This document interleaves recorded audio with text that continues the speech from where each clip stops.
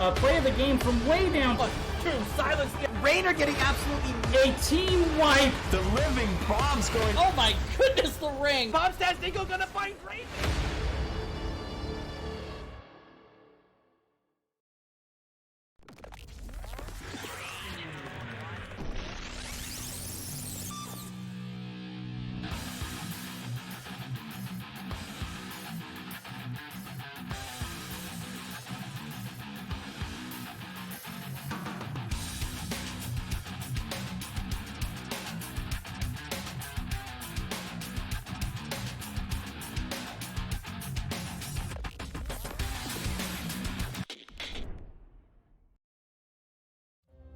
Hello everybody, welcome back to the Nexus Gaming series.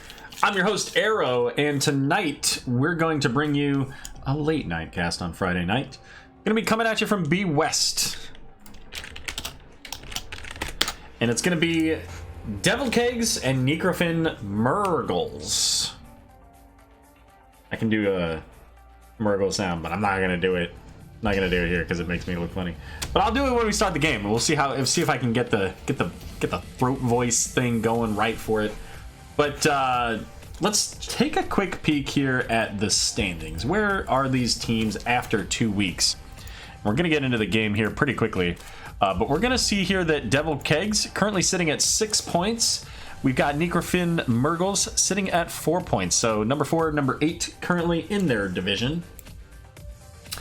And win here tonight with a 2-0 victory would be absolutely huge for either team. It would put Devil Keggs right up at the front with You Are Not Alone at the top of the list there. Or it could put Necrofin Mrgles right up into 3rd place. So important match. All of these matches are important, but certainly could put them in a better position here as we go in. Maps here. Our bans tonight from Devil Keggs going to be on the Cursed Hollow and Braxis Holdout for Devil Keggs. Necrofin Mrgles banning out Tomb of the Spider Queen and Dragonshire. And our first pick is going to be Battlefield of Eternity. And you know what? Why don't we take a look at how this game is starting up? Huh? We got Discord camera. Doesn't need to be there anymore. But we've got Johanna ETC coming out from the Devil Keggs on bans, and then we got Vala and Rexar going to be the bans on the side of the Necrofin Mrgles. It's going to be Li Ming, the first pick for the side of Devil Keggs, getting their race potential already started. But it's going to be Garrosh and Artanis, and you know what? Garrosh Artanis can be a little bit of an impressive comp setup there, because you got the throw and the swap, or you've got the swap and the throw. And Artanis has some pretty good race, so it's a good way to start this, especially kind of with those narrow corridors too, because you can very easily get that swap. Well, maybe not very easily, but certainly easily enough. Greymane and Varian. So Raven X going to be playing the Varian, the King of Stormwind, former King of Stormwind. And the Greymane going over to Django. Uther going to be the ban, 3rd and final, and Anduin. These guys are ready to go. I like it. Seems like so rarely do we get to start a game like right on time. In fact, today we even got to start early. Map ban's done 10 minutes early. Sent in a message to me immediately after I said we were starting. The draft is going quickly, which is fine. Like I understand like the desire to take some time and evaluate and all that stuff. In a draft, but it's so nice and refreshing to be in a game ready to go and have the start button pushed basically right on time. Kudos to both teams for that. Thank you very much. But it's gonna be Rainer and Ariel coming out here from the Mrgles. Rainer, I got them both. And it's going to be Stukov and Chen. So, all right, good rounding out. We've got the silence coming out from Stukov. And, Stukov can provide a lot of value against the Garrosh. And also prevent Artanis if he gets that swap. Hey, why don't you go ahead and hang out here? You don't get to hit your W and get those auto attacks. It's going to be Mephisto. Or the final pick for the Mrgles. All right, well, let's take a look here. Oh, you know what? Let's actually get our poll started, shall we?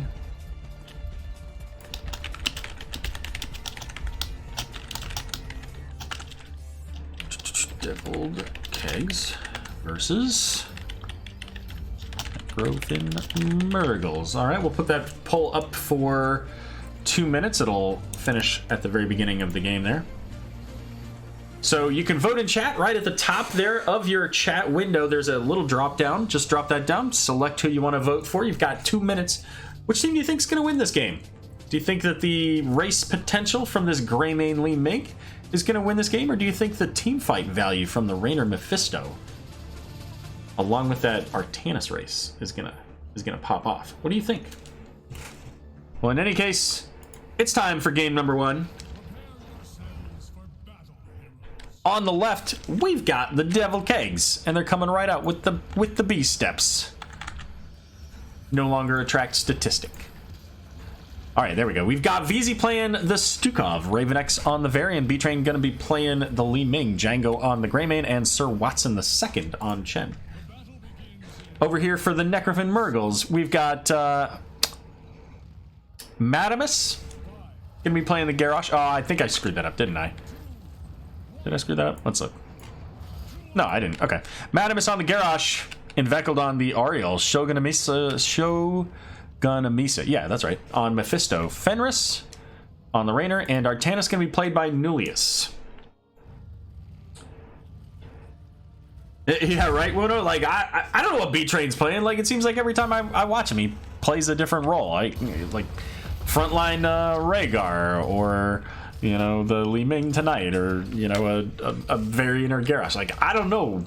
B-Train just does it all. He plays all the heroes, as Zool Rules confirms in chat. Let's take a look at these early talents here. So some of these, as expected, we've got the parry talent there for Varian, rather. Going to help with that auto attack damage potentially from Artanis and Raynor. It's going to be Exterminator for Raynor. They want that race to deal with the potential from both Li Ming and Greymane. Li Ming going into that Aether Walker. Not Aether Walker. It is Aether Walker, yeah. So getting the additional 10% missile damage now. Greymane making the long trip around here. Django going to get onto this camp. But in the bot lane, already the Mrgles getting onto theirs. Hey, we're seeing some sprays. There's a little Cho'Gall spray over here. Showing a little popcorn. And Garrosh checking out, thinking maybe that they went for the siege camp here, or the shaman camp rather. But it's the siege camp up in top here. With the split here, 3-2, we're going to see this 4-man from the Mrgles getting a little bit of value onto this wall. Li Ming, wow. 1 orb and some missiles, bringing those Khazar down to about half health. But checking up in the top lane is Chen versus Artanis here. Artanis slowly making his way through the minions here. Looks like our poll is done. Let's check it out. What do we got from this poll? What are our poll results? Poll results say 50-50. It's amazing how often that happens. Well, the good news is that 50% of you will be right. The bad news is that 50% of you will be wrong. Sorry, it's just how it is. But we got these shaman camps getting worked on. Devil Keggs already has theirs ready. Have theirs? Has theirs? Whatever. It's ready to go. Shaman camp picked up here early for, oh my goodness, there's the throw onto Chen. Chen popping the stagger. Getting pushed back here by Raynor and interrupted by the Garrosh. And that's going to be a kill for them, but Mephisto falling in the bot lane. So both teams able to make use of the pressure of their main squad, their 4-man rotation there.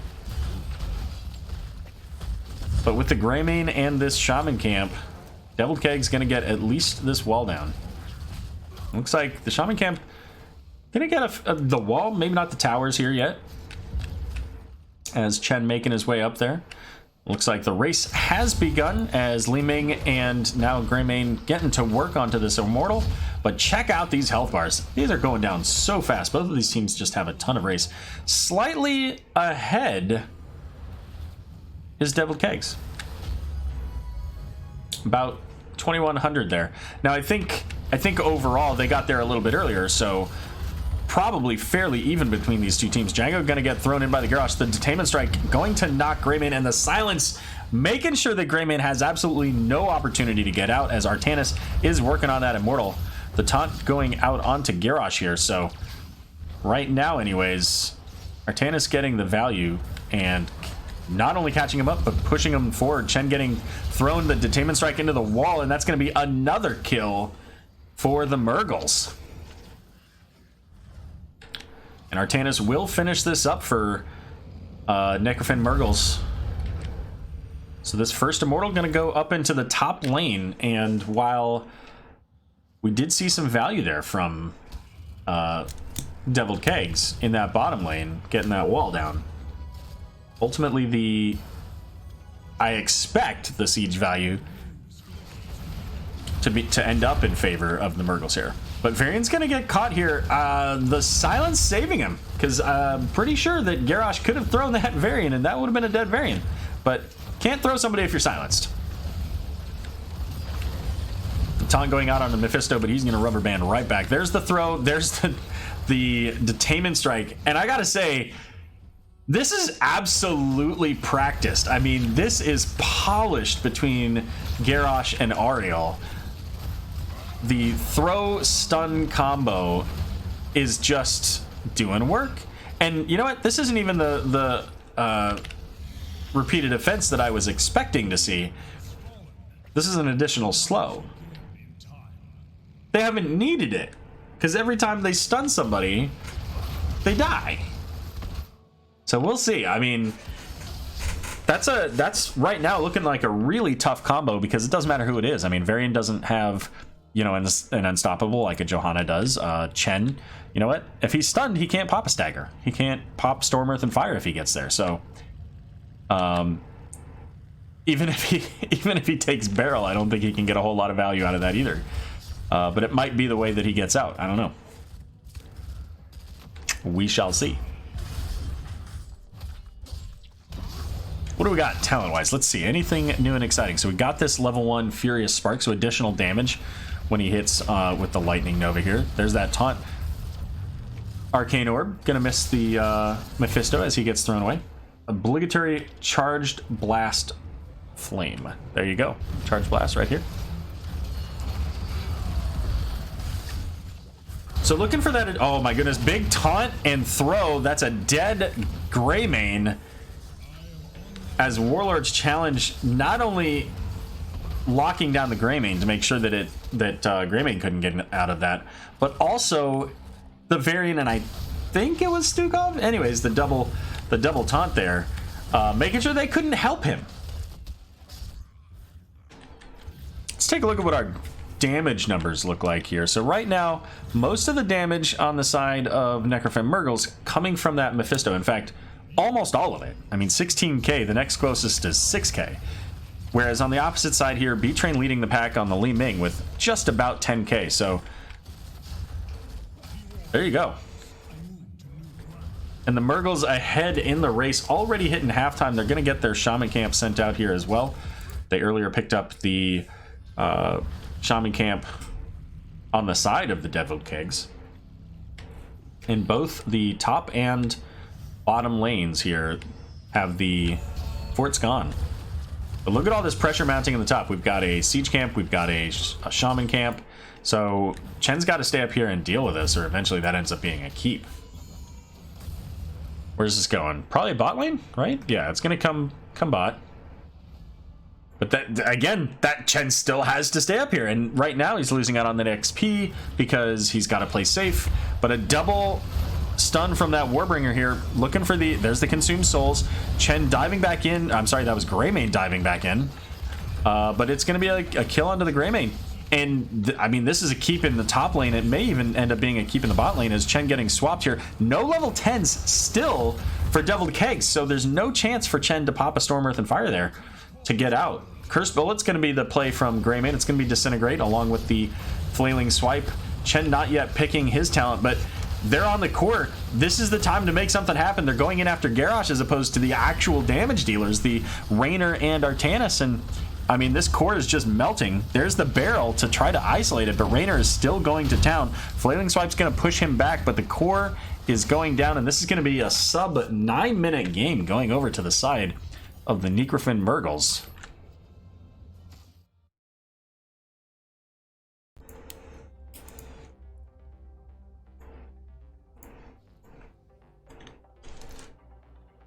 Not a lot of kills that game. 6 kills to 2. It was a short game.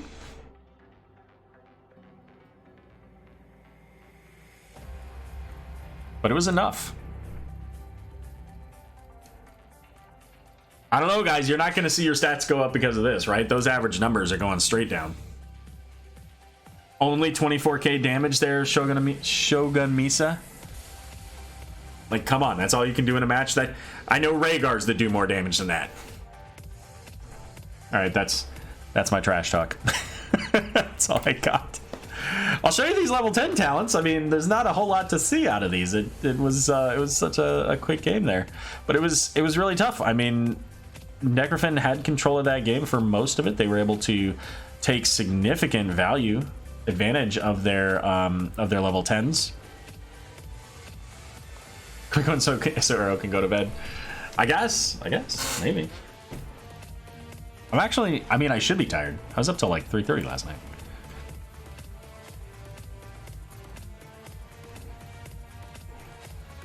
So there you go. You know what? While we're waiting on these teams to look at what they want to do, let's take a look at what these teams have done. Let's pull up their recent games and see who they've played and how that looks on paper for them.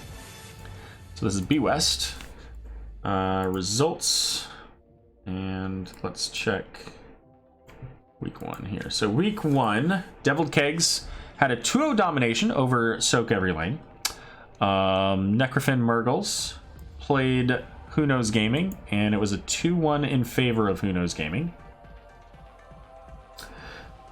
But that means that Mrgles have played a flex match.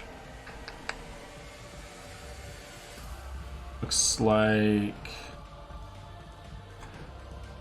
Let's see if we can find that one. Deviled Keggs got a... Oh, that's that. Necrofin Mrgles... Oh, of course. They both got 3 points for Phoenix Rising Emerald because Phoenix Rising Emerald dropped out. So there you go. That makes up the difference for our history here. Why don't we go ahead and put up the ticker, shall we? Where are we going? I should have known. It's been BOE and Infernal Shrines pretty much every time. So there you go. It's Infernal Shrines. It looks like it was picked again by the Mrgles. Let them know that I'm ready. I think you guys are ready. We'll say King X. Thank you for the follow. Glad you are joining us tonight, watching the match between Deviled Keggs and Necrofin Mrgles. For those of you that were not here earlier, we did get a couple of replay casts completed, so certainly welcome to go back and check those out in the Twitch history. It'll be part of, I guess it's part of its own stream because I had to restart because of the delay. So you'll see that as replay casts. Technically this has replay cast as well, so because I started it before changing the title. But if you want to check that out, one of those was a Div B game, actually. It was the Boogan Squad versus Bread Rising Yeast Sports. And then we also did Team Happy Cloud versus Main Tank Uther. But guess what? Game on. We're going to Infernal Shrines. Let's see what Deviled Keggs has to get this thing started. So kind of DK. It's kind of them, isn't it? You know what? They're almost as kind as What a Pal. What a Pal. So I should probably write down what they had in there first round here so that I don't forget, because I will.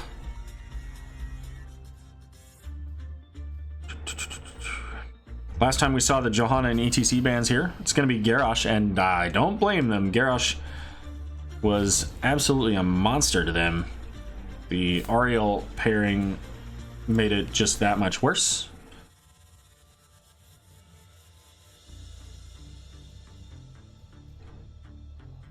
We saw Vala Rexar last game on Infernal Shrines. I mean, we could still see a Vala. I was going to say, technically, we could still see a Rexar as well. I think it's less likely, but could happen. Okay, all written down. So Garrosh, who do they stick with now? Which of these tanks do they care less about facing? The Johanna, the ETC, and Uther? Mal'Ganis? Or are they more concerned about something else? Like the Mephisto. Another one that doesn't really surprise me. I mean, Mephisto did all the damage. Mephisto, I feel like, is one of those heroes that does damage and you don't really feel it. It's not obvious, like a Blizzard or an Arcane Orb just blowing up in your face. Mephisto does damage that feels like it just happens and you just kind of deal with it. Like, do you guys feel that way? That's how I feel. Maybe I'm crazy in that.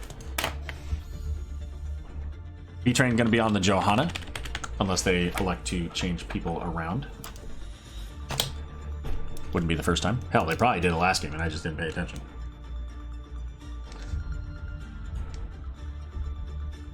It surprises me a little bit. If I remember correctly, Raven X plays a fair bit of Johanna. Could be wrong. Alright, double tank coming out right out of the gate. That is an interesting start. So what on earth are they going to pair with that? And why do they not care about showing the double tank so early in this draft? It's going to be Jaina coming out from Raven X. And VZ going to be bringing in the Alex Raza. I mean, I could still see, like, Raven X and B-Train swapping, so that could certainly happen. So with Mephisto ban, what is that? Dan's game. Well, that doesn't help me. Blaze gonna be the ban. Now I'm so confused. I don't understand. Okay, fair enough. I actually don't hate the Nazebo ban. I think that Nazebo could do a lot of work here, and especially with a front line like this. But now I'm really confused. Like, what is it? Why is Blaze banned? What? Is it just because, like, they don't want to deal with the ETC? Oh, because they don't want them to get a bunker for the Kel'Thuzad BS that they're going to do. And that explains the double front line with the double stuns, with the Anduin route. Oh, this is scary, guys. Yeah, you know what? That's a great way to put it, Sam. Like a dot that you just don't see, right? You just take this additional damage, and even like his Lightning Nova doesn't... I mean, it's such little individual damage, just little ticks of damage. It doesn't feel like it until you get like level, I don't know, 16 or whatever when he gets the percent damage. Then obviously it's a pain in the ass, but... Right! Of course! Of course it is! Why did nobody say this in chat? Because of course it's a hammer. Guys, I don't even know. I think this is gonna be brutal. This is gonna be so very difficult for Deviled Keggs to get into.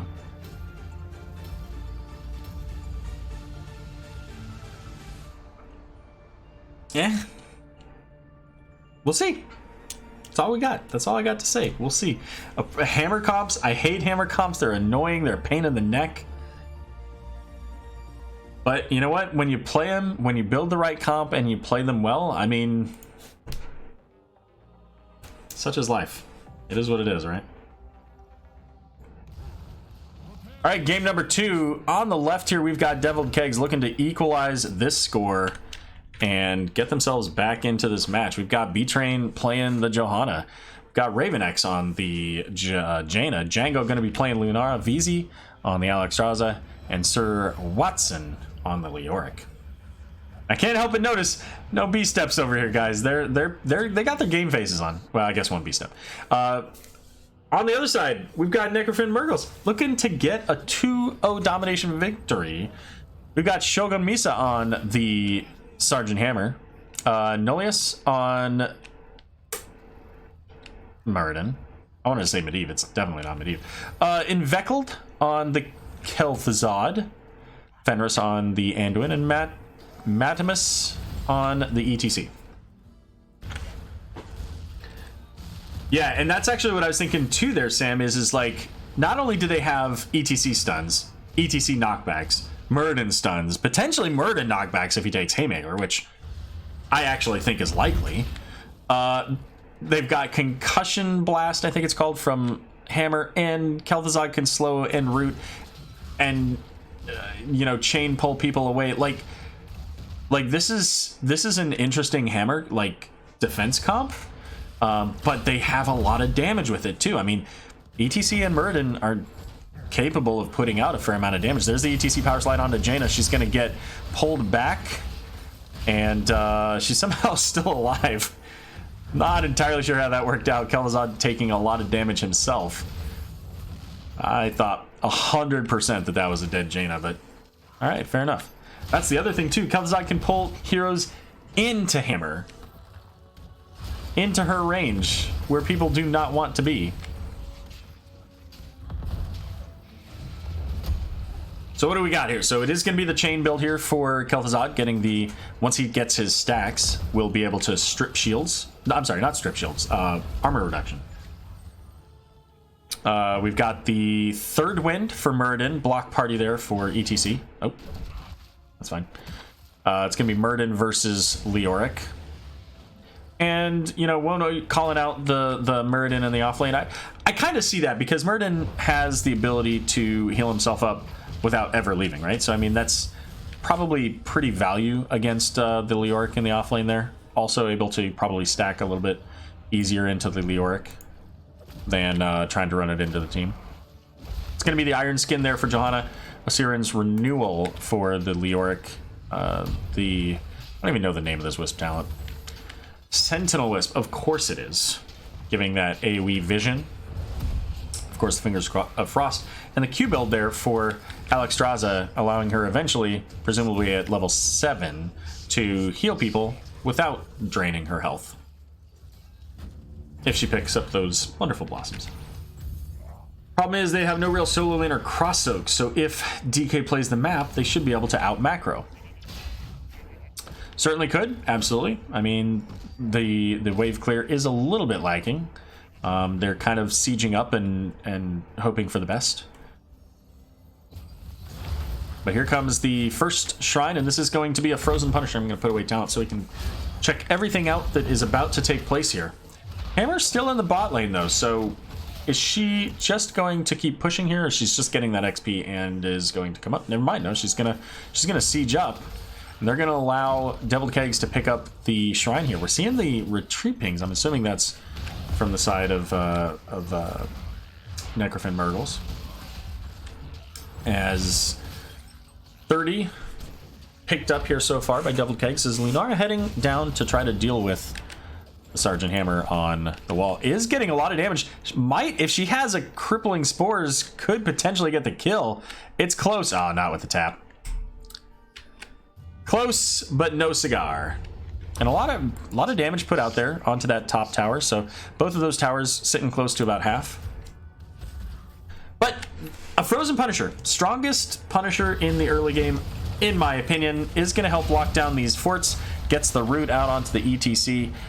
The Hammer coming up to defend this is going to be able to help siege up and ultimately bring this down pretty quickly.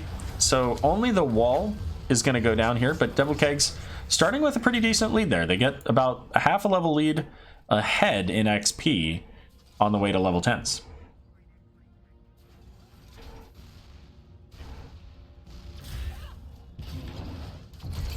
Johanna going to get that power slide, makes use of the Iron Skin to be able to walk away here as the team rotating up from the siege camp that they just picked up. That's going to push Necrofin Mrgles back a little bit. And with the level 7s here, we do have Hammer going into that hover, allowing her to reposition. And this is what I was looking for. Give him the axe. So Murden's going to be able to do a lot of extra damage. We've got the hammer on from ETC. So those basic attacks are going to get a pretty significant amount of additional value. Speaking of basic attacks, Chilling Touch from Kel'Thuzad was nerfed a little bit. Still does a fair amount of damage, and it's AoE. So on a map like this, that's pretty significant on the shrines.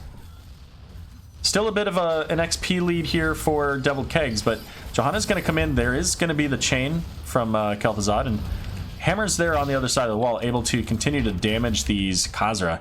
But ultimately, with her so far away, not going to stay in this, as Devil Keggs going to pick up that siege camp, and that looks like it's going to be there well.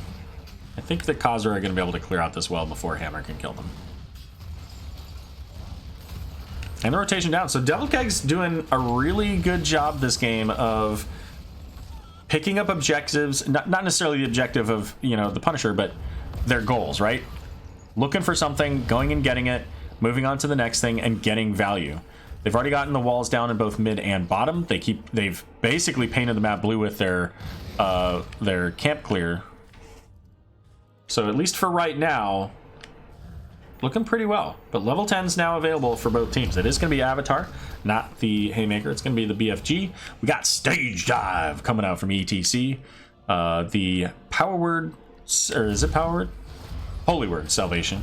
And as mentioned, back onto these camps, picking it up. We're going to get that Shadow Fisher from Kel'Thuzad, rather. And this is a little bit of aggressive of the Murden, as everybody's pretty far away, but ETC's going to stage dive in. Not soon enough to get the camp in. There goes the BFG. Sailing a little bit wide of the uprights.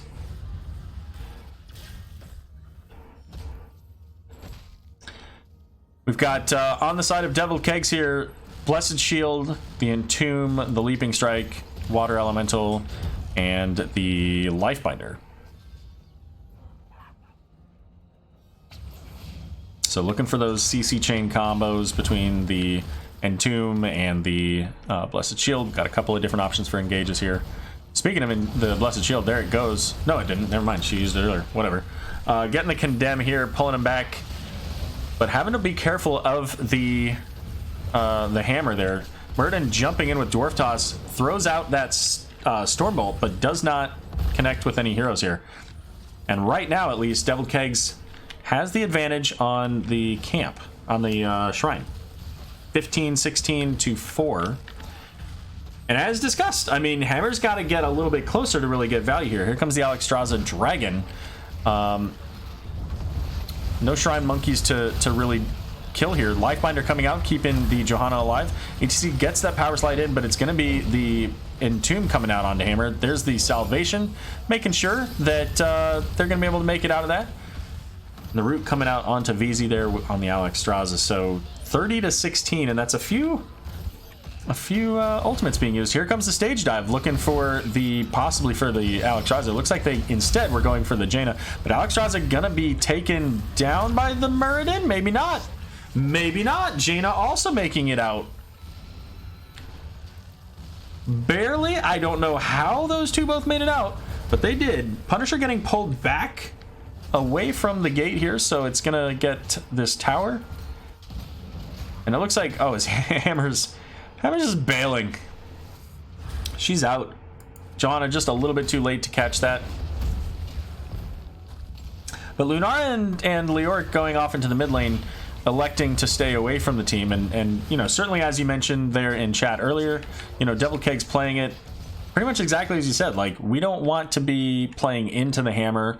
Let's get what we can elsewhere, pick up these camps, and keep that map pressure going elsewhere on the map, so that we're always just a slight step ahead of them, as level 13 is now available for Devil Keggs. So keeping that level XP bonus here ahead so far. No structures down, no forts actually down yet. Go Wally. Great escapes. KTZ and Mura equal in stacks. Indeed. By the time you see this, KTZ does pull up a little bit.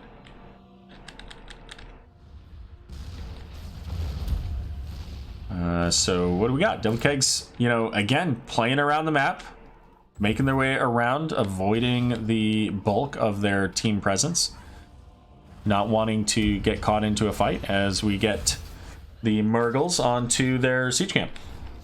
And I think that might be their first siege camp of the game, or first camp of the game even. Great iron skin there, preventing the power slide from landing. Ultimate's available on both sides here, so we could see a bit of a fight here sometime in the near future. Just waiting for somebody to step across the wrong bush, or here we go. There's the condemn in. Keep in mind, ETC's got stage dive, but it didn't matter. The damage coming out onto the Kel'Thuzad, just obliterating him there. B-Train gonna get the big condemn, throwing out that subdued Murden able to jump out of the Entomb, but check it out. Johanna now has 80% slow for 2 seconds any time she hits a hero, managing to get all 4 heroes and completing that subdue quest to level 7. That is a fantastic bonus to complete. Not easy to do because you have to hit 4 heroes, and it's so rare that you can get all 4 in that one queue, but when you do, that is going to be very helpful. 3 kills to none so far for Devil Keggs. You know, last game was a very low kill scoring game, 6-2. This one so far as well, 3-0. And we're at level 15, almost 12 minutes into this game here. Murden diving in, saying, hey, get out of here. This is our fort. But 1 fort down, and it's in favor of Devil Keggs. Both teams rotating to their shaman camp to get a little bit of map pressure while this structure is going to be coming up. This Punisher shrine. Temple? No, it's a shrine. Here we go, though. 5 versus 5 in the lane. We've got the Encore coming out from ETC too. So even more potential zoning for that hammer. But so far, the hammer has not worked out for them in the team fights. There's the Blessed Shield hitting onto 3. The knockback coming from ETC, and there the BFG hits. And Raven getting knocked away is actually going to survive because of it. ETC's coming in with the stage dive. A huge Leoric Entomb onto 4. All 4 of them just sitting on him. And Leoric is reducing the damage of all 4 of them now. And with ETC out of the fight here, Dragon Form was popped. No deaths. No deaths. No. 0 deaths in that fight. What is ETC doing? This is crazy, right? And I think Fenris agrees. Fenris was like, what are you doing? Get out of there. Absolutely bonkers. And here comes that Mortar Punisher, and we're going to see a lot of damage coming out from these bursts AoE. Lunara up in the top lane dealing with that, and ETC, great power slide to avoid the damage from that Punisher here. Wow, the stun. What did Lunara go at 13? What is this? The Endless Spore. So there you go. A little bit of a different setup as well.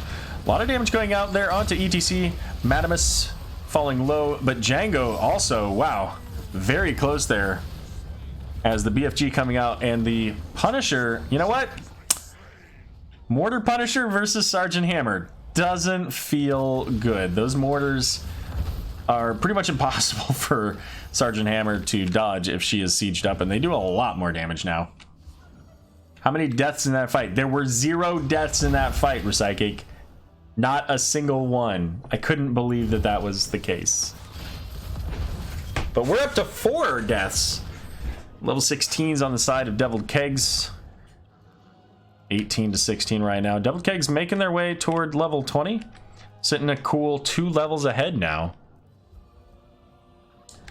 Looks like we're going to see the opportunity for a bush gank.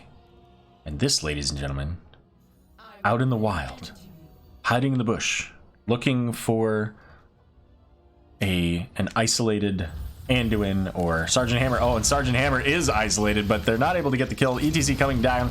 The chains from Kel'Thuzad landing. VZ falling a bit low here, is probably looking for that target for the Lifebinder. Does get it out there onto the Jaina, healing them both, and once again, no kills. A lot of ultimates used there. And that's actually probably going to give a little bit more... Yeah, Leoric getting all of the soak here. So they've just gained basically another third of a level because of that. Django chained. Good call. Good call. ETC finding himself a couple of the Devil Keggs, but that's going to be the third structure down now. 100% of those structures going over to Devil Keggs.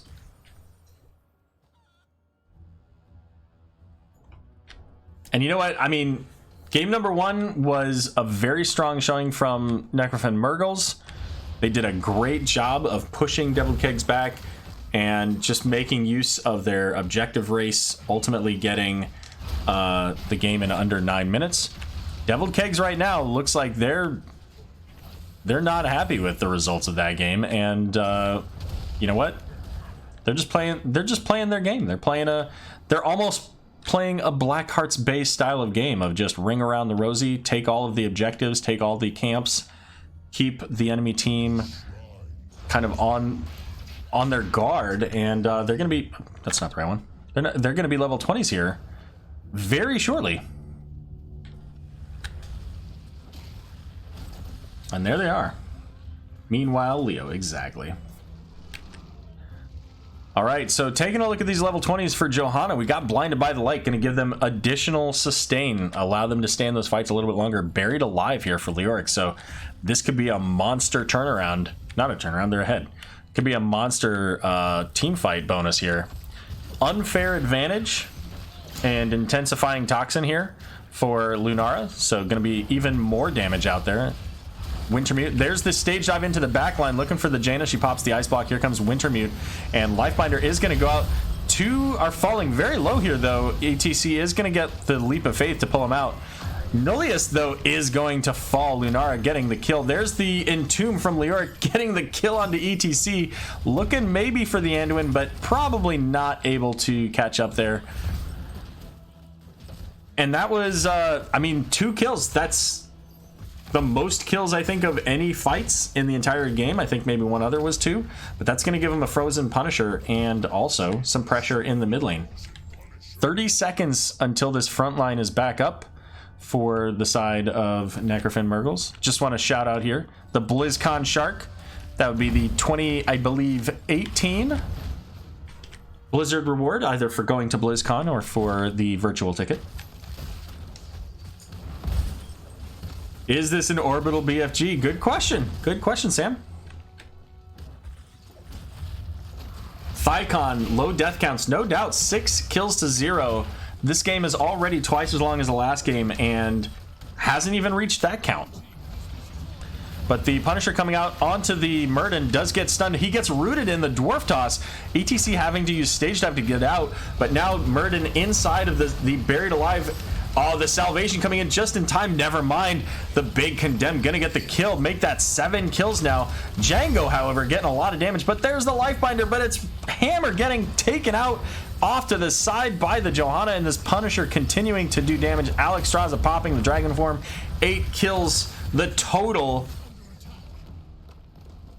And it's gonna be Devil Keggs with the big win.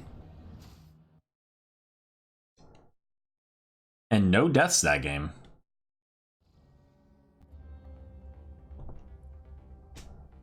Oh, you know what? I didn't do a vote. I'm so sorry, guys. I'll make sure to do that for game 3. Whoa, no. Necrofin's comp seems really disjoined with how they're playing it. You know what? I agree. I feel like ultimately, you know, the lack of wave clear hurt them in the XP department, made it very difficult for them overall to get the shrines. And the way the Devil Keggs played it, they did a fantastic job of preventing the Mrgles from getting the fights that they wanted to take in the places that they wanted to take them. So good job on them. They certainly turned it around from game number 1. Both of these games have been very handily won by the teams that won. 6-2 in the first game, 8-0 in the second game.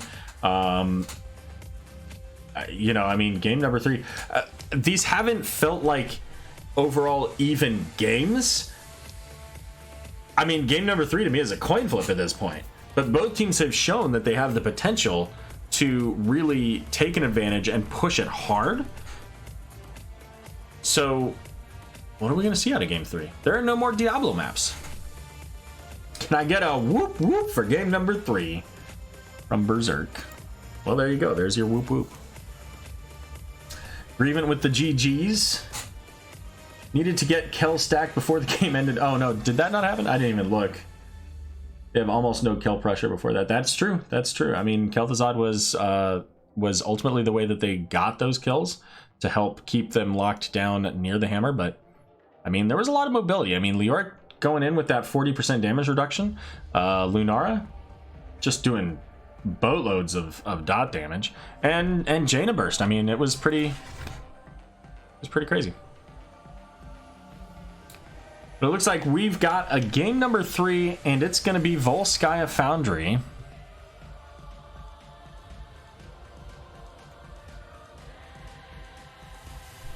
And this one was picked by,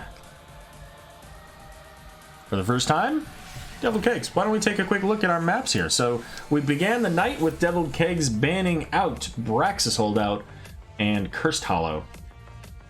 Necrofin Mrgles then banning out the Tomb of the Spider Queen and Dragonshire. Game number 1 there was picked by Necrofin Mrgles. It was Battlefield of Eternity, and it was won rather handily by the Necrofin Mrgles.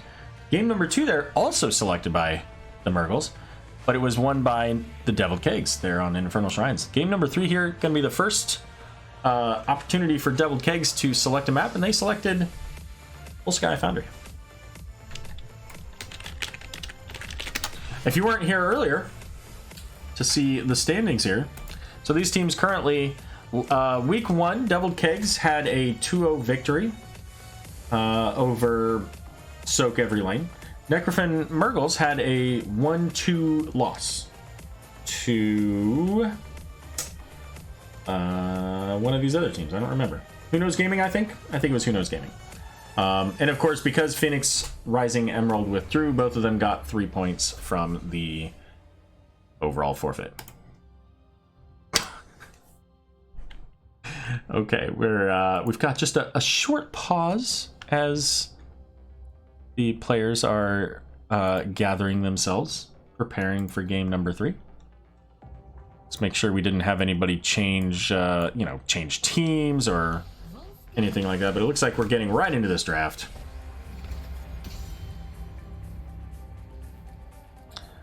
Raven XVZ. Okay, good.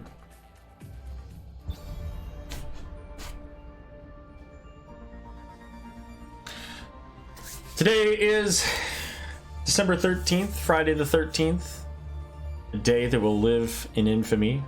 As a year ago today, the Heroes Global Championship was sent to its grave. Rip City. Oops, not B-Train. We're going to see the Garrosh, and sticking with that Rexxar ban, they don't want to see Rexxar. And Volskaya Foundry with these control points.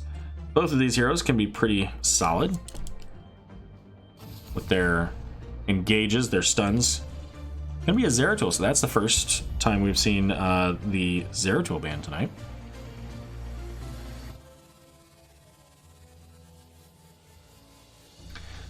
And let's see, DK picking a map, we'll never know. There you go. And sticking with that Mephisto ban, so fair enough. They didn't mind the Kel'Thuzad, although I think that Kel'Thuzad gets a lot more value here than he potentially does at the other map.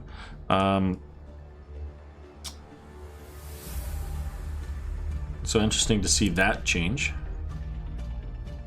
I guess not change, that decision. HEC just like Pearl Harbor. Oh, rip. That was Infernal Shrines. This one was BOE.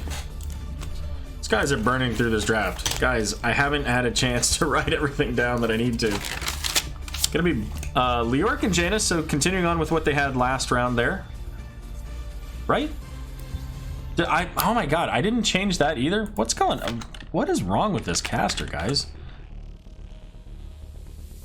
And Django's gonna be on Jaina this time, so changing it up a little bit. Gonna see the Nazebo ban again. Followed up by the Greymane.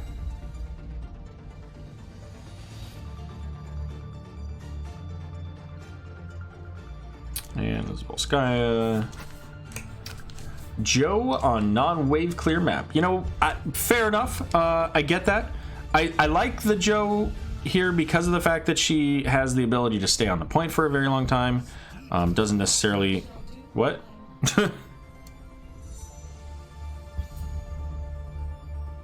Are they going Medivh? Are they looking for a kidnap comp?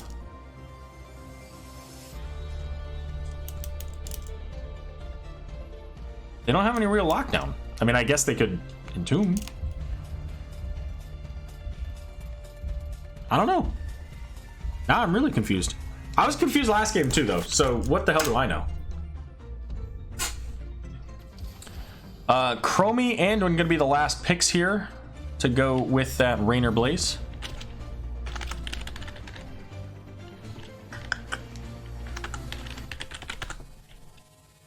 We'll see. Again, some role swapping around here.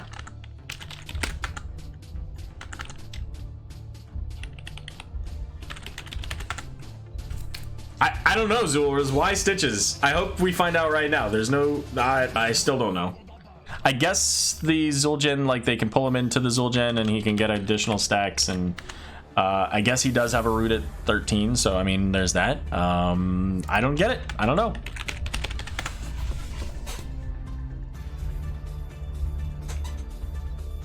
I gotta say, I like the draft for the Mrgles a little bit better. But again, what the hell do I know? So, who wins game number 3 on Full Sky Pattern? Deadbolt Keggs versus Necrofin Mrgles. Who do you guys think? Vote in chat. It's right there.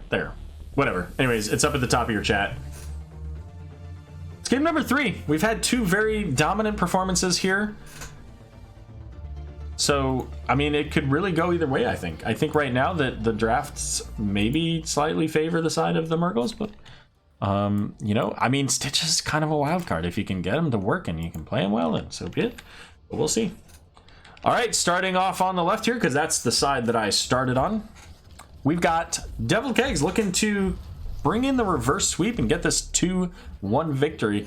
VZ going to be playing the Alex Straza, B-Train on the Stitches, Django on the Jaina, Sir Watson on Leoric, and Raven X on the Zul'jin.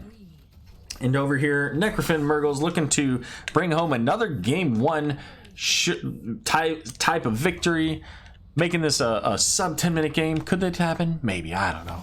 But we've got Shogun Amisa on the Chromie. We've got Nullius on the Blaze. Inveckled on the Anduin? Yes. Fenris going to be playing Rainer. And Madamus on the Johanna. Alex was a misclick apparently. Oh, that feels good. DK, my bias aside, I think there's a method to the madness. And you know what? Fair enough. I mean, absolutely. If they have played it, practice it, then so be it. I mean, I don't dislike Stitches, and especially over on a point like this where, you know, people are going to be on a control point that you can probably more easily hook. And it's not like Infernal Shrines where there's minions in the way. So, I mean, there's value, there's potential. Let's go with potential. We'll see how it turns out. Right now, a little bit of an XP lead here for the side of the Mrgles. Lifebinder on Zul'jin, mayhaps. Could be. And it looks like the votes very much in favor of Necrofin Mrgles. I appear to be not the only person who believes that this draft is leaning over towards Mrgles. The chat is not sold on the Stitches. I'm sorry, B-Train. I'm sorry, but you got some proving to do, it looks like right now. was supposed to be Malfurion. Malfurion would have been a better pick for that. I agree. That would have worked better. The hook into the root. But such is life. That's what they got to deal with. Yeah, 7 votes is actually pretty decent. I think the most that I've seen was like 10, actually, or 11. I think it was there was a 6 to 5 the other day. Nolius going in with the jet propulsion as Chromie rotating up. I think that was just a get out of the way so my Chromie can be safe kind of moment here, as the friendly hand, helping hand, going out to pull Jaina a little bit closer here. But it's a full 5-man squad rotation coming out.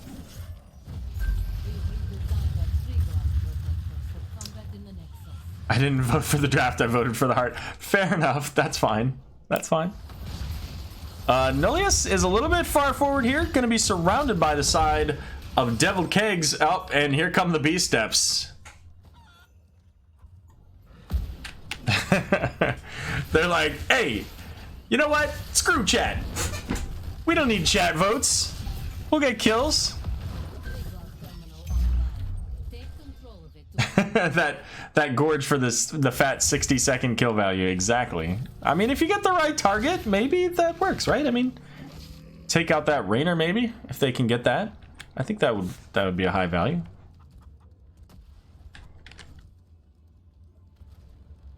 Let's see. Follow-up season is going to be hard for the Stitches. Indeed, Thicon, it's going to be very difficult. And can I just say, Thicon doesn't sound nearly as good as Thicon. Just throwing that out for you. I mean, I know that you prefer Thicon, or that's how you say it, but this just doesn't sound as cool. Why is Blaze top ever? Good question, Zulrus. I don't know. I'm just looking from above. Blaze is gonna get caught by the Stitches hook there. Baited out some abilities. What do we, you know what, we haven't been talking about this game very much. So let's actually take a look at what we've got. We've got the support camp that was given over to the Devil Keggs there. Looks like they both have their turrets as well. B-Train getting a little low here is gonna have to drop that biotic emitter, and it's just enough to keep him alive. Barely. I'm sorry, Thicon. I know, it's terrible. It's terrible. Names are important. I shouldn't have even said that. But Johanna coming in, getting that condemn onto the Alexstrasza, and the Deep Breath coming in from Chromie, getting a lot of value into that circle. But it's going to be both of the tanks falling here, Stitches and Johanna, and I'm not sure which side that favors. I feel like maybe it favors the Devil Keggs, but it's hard to say with that Blaze. Alexstrasza, however, becoming a dragon definitely favors the Devil Keggs.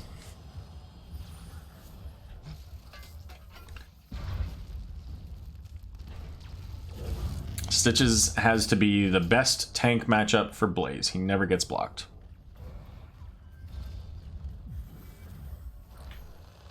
Yeah, true. All right, well, Jaina in a bit of danger here as the condemn coming out. Jet propulsion going in. Django dropping the blizzard here. Temporal loop went somewhere, but it's actually going to be Blaze who falls. Jaina coming back in, walking against the Convager, and that 1, 2, 3 kills. And Devil Keggs putting on a show are going to get the first protector of the game here. Not only that, but they're up a level and a half. Actually, almost 2 levels at this point, and get the first protector. So, all right, sure. They're making it work. They're doing their jobs, getting things slowed down, getting the damage spread, and there's a fair amount of spread damage here between the Jaina and even the Zul'jin getting some damage there. He's got 3 stacks on Headhunter so far. Let's see who he's missing. He would be number 4, I think. So Zul'jin is missing, as the protector's falling very low here, is missing Anduin and Raynor. Stitch is gonna get brought back, knocked back with that penetrating round as well. But he is tanky, and especially with the globes that he's got, 17 globes, he's already got a 5% increased base movement speed, thanks to that hungry for more talent at level 1 here.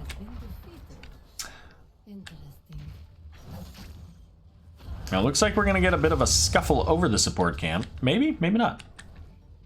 Maybe not. Should have voted against my original thought. Hey, you know what? I mean, opinions, right? Opinions are like buttholes, they say. So the fortification camp going to be picked up here for Necrofin Mrgles. What do we got? Any items on the side of Devil Keggs? No items on the side of Devil Keggs. And it looks like just the one. Blaze has it? Yeah, just the one here so far for Necrofin. When does this come up? We got 10 seconds until this, so looks like that support camp is the next fight potentially. I want to see Stitches gorge Chromie after she loops him. That would be hilarious. It is. Here comes the loop. Where's the gorge? Where's the gorge? Not happening. He does get rooted though, and is looking like it's gonna get out. Leoric pops that entomb and helps to keep Stitches alive here. So pretty amazing. I did not think that B-Train was making it out. Well, B-Train gorges the Johanna, brings her in. Does get a fair bit of damage. There's a leap of faith. Doesn't quite land. Oh my goodness, B-Train has 70 health. Chromie hitting those Dragon's Breath, getting work done. So level 13 is available now for the side of Devil Keggs, but with Stitches having to go back, he had no health whatsoever. This is a nice, easy camp clear for Necrofin Mrgles. They get themselves a biotic emitter, and at the same time, Blaze finishes his new habit. So all of a sudden now, he can make himself unstoppable. Sam, yeah, absolutely. They have a higher burden of execution. If they can make it work, which they have so far, then certainly value. Yeah, so Thicon, that is actually a really excellent point there, and something that I think teams are still getting used to with this Globe XP is you know, recognizing that you don't always want to just kill the minions really far away. There's almost never value for that. If you can't get the XP globe, then, you know, unless you're pushing a lane like with Web Weavers or something. Jet Propulsion coming in, and bit of a split here as the Combustion coming out. Blessed Shield went out earlier as well, and Lifebinder not enough to keep the Jaina alive here. Stitches popping his trait to get that healing reduction on the rest of the team, and it looks like Stitches might be able to get the Blaze here. Maybe not. Did drop the turret, so that's down. They did get that out, but it's a 2-for-0 trade here as Leoric also went down in the back line. Keep in mind here, Leoric trying to do his best to get that 40% damage reduction onto the team, but that also can put him a little bit at risk because he's standing still for that whole time.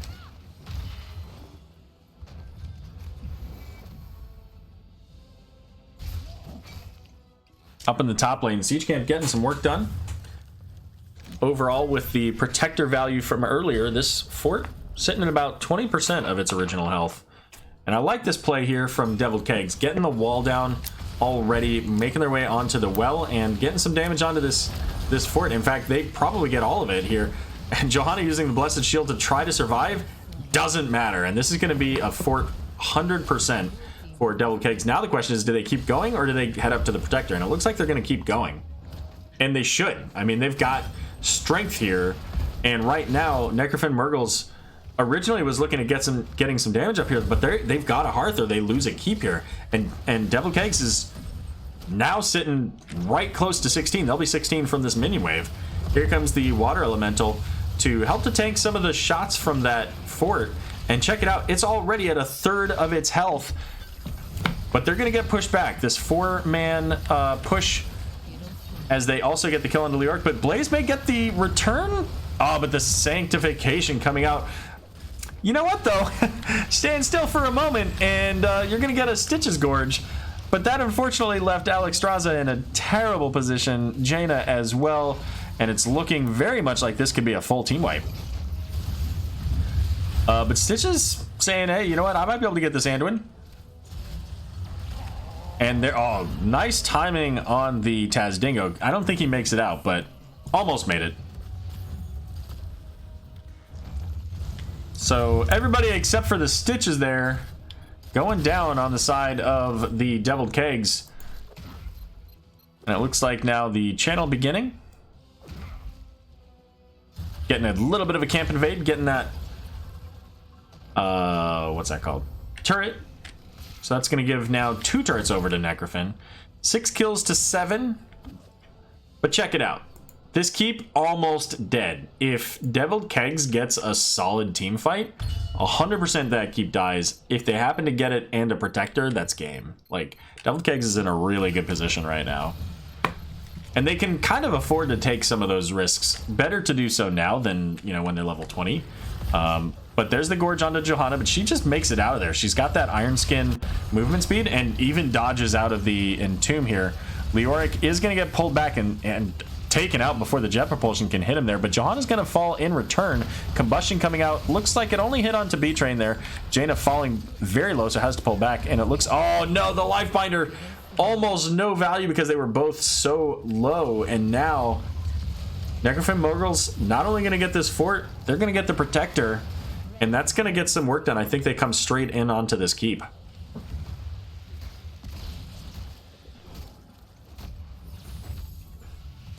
Pardon me, needed a little bit of a beverage there.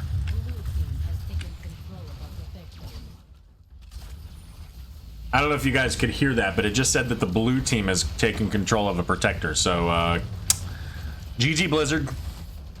Learn your colors.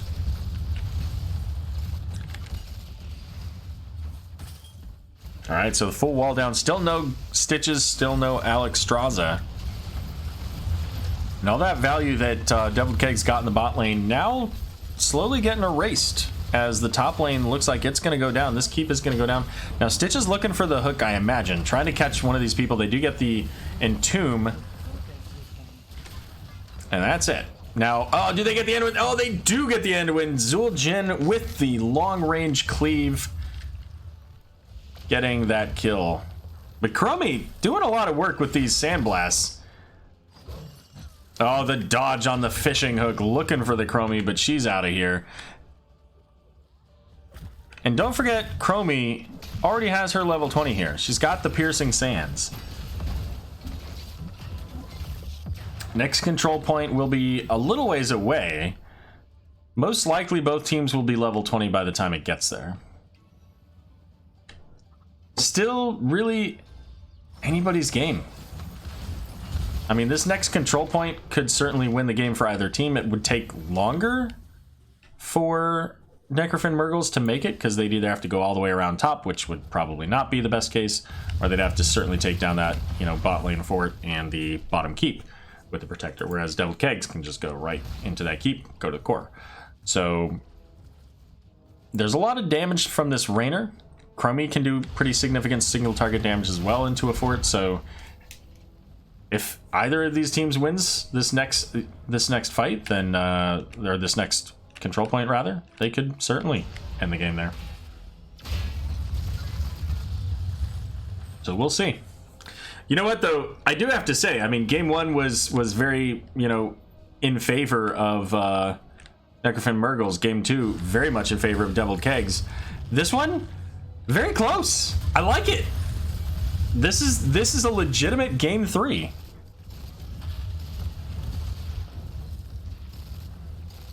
And it looks like we're going to see Deviled Keggs making the rotation into mid. They didn't feel they could get down to bottom quickly enough to really stop enough of that.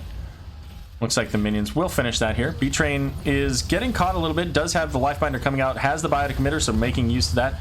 The Temporal Loop coming out as well. So this, having all of these heroes pulled together for Chromie to just hit those Sandblasts is going to be a really big danger to them. The fishing hook missing. Oh, the salvation just in time to keep Blaze alive, and that's going to help them get the kill onto Leoric. Jet propulsion coming in, but B-Train making use of that Gorge is going to bring Blaze in. Two heroes super low there. Indomitable used by Johanna. Indestructible used by Johanna, and the Anduin going to get the kill onto the Stitches. So 2 kills to nothing. Almost got that kill onto Johanna, almost had the kill onto Blaze, clearly almost had the kill onto the Chromie, but not quite enough. to finish the job is now level 20s available. I did say level 20s would be up before this control point, and it was right on time. So there you go. Nailed it. Calculated. What do we got? We got the Shambling Horror. Yep, 50 armor, but also cannot be slowed. We've got the Buried Alive here, so getting that silence. Sorry, I'll position that better for you. We got the Wintermute. We got the upgraded Taz Dingo, Amani Resilience, so the additional time, but also getting healed from his auto attacks.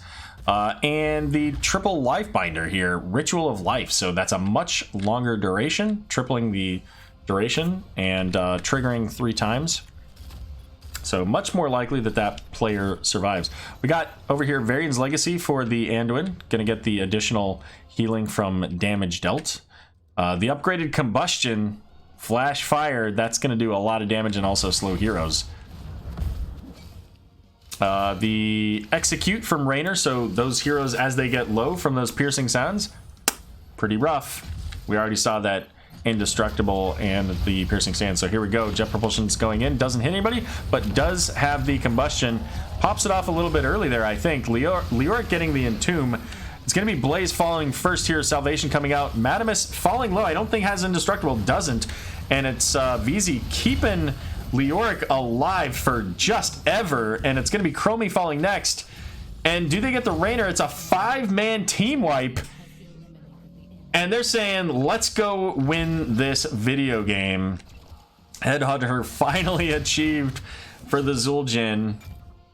And I don't think there's nothing that can be done about this. Zul'jin's got damage. We've got the Jaina with damage. And it looks like to me that this core is about to go down.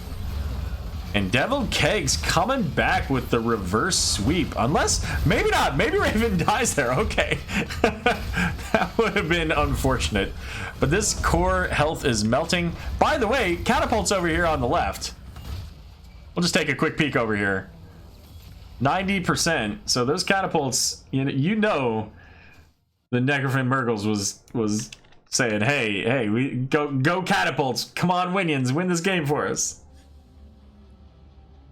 13 kills to 12. That was so crazy. Such a good game.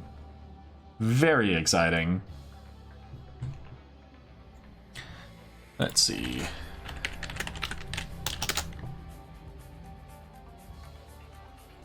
Oop, not settings. I don't want settings.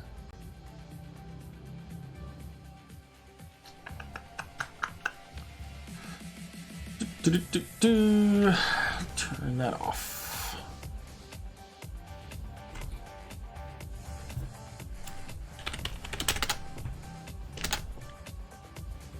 And it looks like we will get the B train coming in. I assume it's B train. It'll be somebody from Devil Keggs anyways. Howdy, howdy. There you are. I was going to say, I can't hear you. I'm going to push the mute. I've been sick lately, so I'm trying not to cough. Yeah, hey, you know what? Fair enough. I appreciate that. So, hey, listen, congratulations on that victory. I gotta say, this was a far more exciting series than I expected. Not to say that I didn't expect it to be exciting, but it was. I mean, we had a little bit of everything in this. Oh yeah, we aim to please, man. You know, we'll pick some different stuff sometimes, and sometimes it works, sometimes it doesn't. So, I'm going to start at the end here, and then we'll walk backwards, because really the ending of this was where 90% of the joy and happiness, I think, comes from. You guys started off, it sounds like, that your draft didn't quite go according to plan. For what, game 3? Yes. We only had one misclick. I blame VZ. He wasn't supposed to pick Alex Strauss. He was supposed to pick a different hero, but everything else was exactly what we wanted. And that's what Wano came into chat and said, yeah, they were supposed to get Malfurion and such is life. And I got to tell you, when I'm looking at the drafts, these two drafts, I and 100% of chat was like, well, all right, guess Necrofin wins the game. And that is not how it ended. You guys played that really well. So, good job on dealing with that adjustment for sure. Yeah, it's we have a couple things in draft that we always look out for, and as soon as we saw their damage locked in, They picked Raynor a little bit earlier, and we knew they had a mage slot left to fill.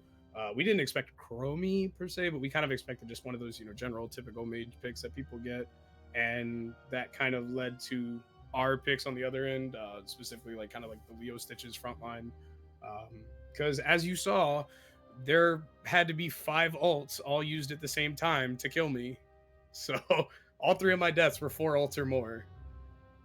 Yeah, it was pretty insane, and you were able to get out of more than one scenario that, looked, quite frankly, that you were just dead in, and you just walked away. You just used that shambling horror, even though you weren't 20, ability to just say, hey, you know what? I got a tanky health pool. I got 40 globes. I'm just fine over here. Yeah, Stitches is a big boy. Indeed. So game number 1. Didn't quite go as planned, I'm assuming. It was a sub 9-minute game.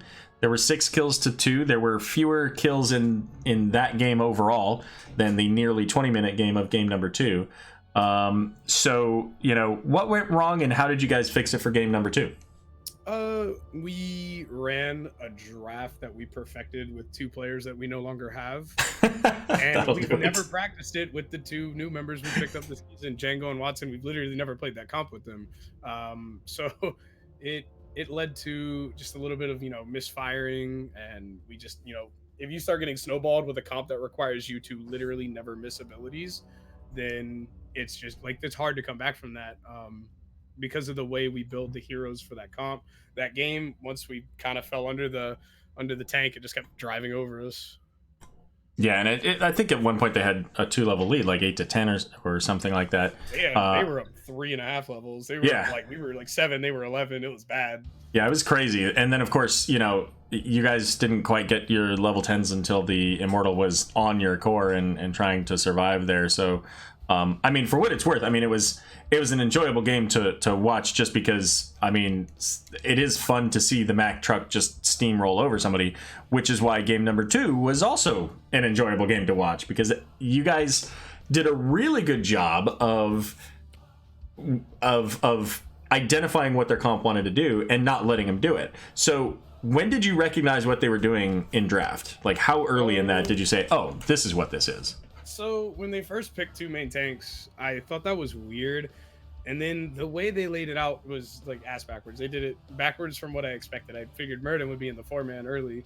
And then when I saw Kel'Thuzad come through, we picked our last hero. I think we had just picked, let me go look. We had Jaina. I think we last picked Lunara and Leo.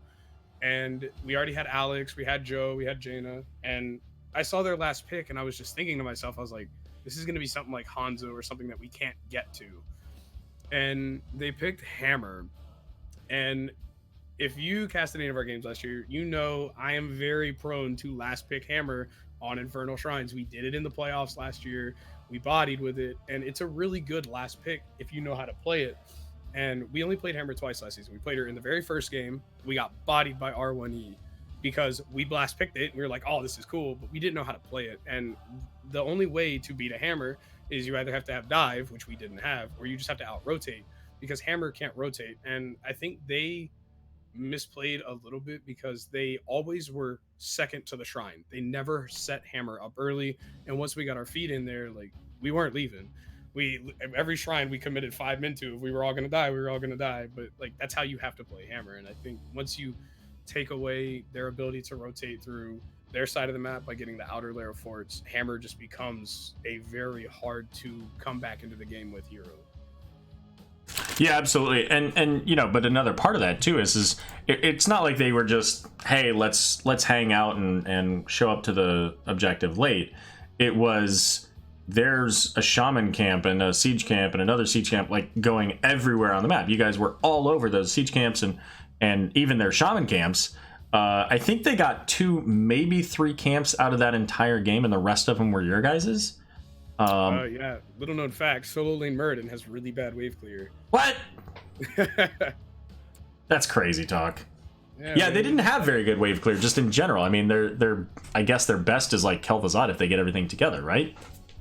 Yeah, I mean, Hammer's wave clear is slow and steady. Kel'Thuzad has like a lot better ranged wave clear. Like he can quickly burst things down that he needs to. But yeah, for the most part, like Kel'Thuzad and Hammer stayed together, so all their wave clear was in one spot the whole game. Yeah.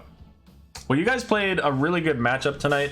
It was exciting to watch. I'm glad. I would have been glad either way, but getting to see this 2-1 set with such wild swings was absolutely fantastic. So, before we wrap up and do shout outs, is there anything that you or your team or the enemy team here did tonight that you really, just a moment that you just really enjoyed that you want to highlight? I wanted to shout out the enemy team for really upsetting me by TikToking me on cooldown game 3. Oh, that was not fun. Whoever was Chromie, I think it was Shogun. I disliked you a little more than previously, but it's okay. In all seriousness, so they played fantastic. We scouted a little bit, not a lot. We just kind of like peeked at the VOD from week 1, and this looks like a different team than what played week 1. So like if they keep improving week to week like they did this week from last week, these guys are going to be tough for anyone to beat. So just shout out to them. Fantastic. All right. Well, any other shout outs that you'd like to make? Go ahead. VZ, you didn't cleanse me from any TikToks, so you're banned. Also, don't misclick your hero again. And shout out to everybody who watched us and supported us. And shout out to you for picking this cast up super late, man. I appreciate it. Yeah, absolutely. Great. Well, B-Train, thanks very much for joining me. Again, congratulations on your victory. Don't forget to report your match. And yeah, good luck with the rest of the season. Yes, sir. Have a good one. You too. All right, ladies and gentlemen, that's going to be the end of our cast tonight. We've managed to get 3 casts in tonight. We had 2 replay casts earlier. We got the live cast here between Deviled Keggs and Necrofin Mrgles. Again, I've said it, I don't know, half a dozen times, but this was a lot of fun. I mean, this was like 2 stomps in a row. Not necessarily that fun when it's the same team, but having Team A like have really fantastic game, having Team B have really fantastic game, and then finishing with such a balanced like setup where both sides are really doing well, and it just comes down to ultimately that, hey, it's late game and one time wins a little bit better, and now they can finish the game. Like, I don't think you could ask for a better series. Even 3 games of very balanced games, a full match of 3 balanced games, like, feels like it would eventually become just a little bit tiresome. But like having this showcase where both teams are able to really show their talents and their ability to play such a strong game, awesome. So thanks everybody again for joining me tonight. Have a wonderful night, and probably going to try to get some games in on Sunday. Don't think I can tomorrow, but I'm going to try to get some games on Sunday. So make sure you check those out. And next week, the NGS Rewind will be back. That'll be hosted on the Nexus Gaming Series channel at twitch.tv/Nexus Gaming Series. And thanks again earlier for the follows to Lulu, or not the follows, the subscriptions from Lulu and Moist Winnis, giving out the gift sub. And actually, I don't even know who got that. I might have to scroll back, see if I can find out. But have a great night, guys, and we will see you soon.